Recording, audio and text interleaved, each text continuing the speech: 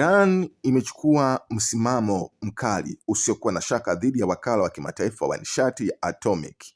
IAEA, huku waziri wa mambo ya nje wa nchi hiyo Abbas Araghchi akitupilia mbali ombi la mkuu wake Rafael Grossi la kutembelea vituo vya nyuklia vilivyolipuliwa na Israel na Marekani wakati wa mzozo wa siku 12 mapema mwezi huu. Msisitizo wa Grossi wa kutembelea tovuti zilizopigwa kwa kisingizio cha ulinzi hauna maana na labda hata ni nia mbaya aliyokuwa nayo, alisema Araghchi kwenye mtandao wake wa X siku ya Jumatatu. Irani inahifadhi haki zake za kuchukua hatua zozote katika kutetea maslahi yake, watu wake pamoja na mamlaka yake. Sanjari na hayo, rais wa Iran Masoud Pezeshkian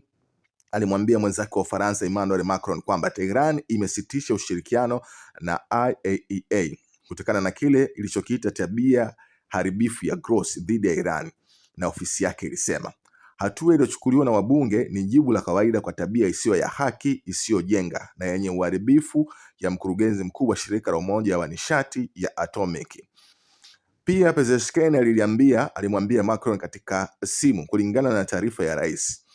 Resaul Seda wa Al Jazeera akiripoti kutokea Tehran alisema uongozi wa Iran unaweka wazi kwamba IAEA ni chombo cha kimataifa chenye majukumu yaliyoainishwa, na majukumu haya siyo ya kisiasa bali ya kiufundi. Lakini aliongeza, Tehran inaiona wakala wa nyuklia kama ni chombo cha kimataifa chenye chini ya shinikizo kubwa la kisiasa kutoka kwa Israel na Marekani.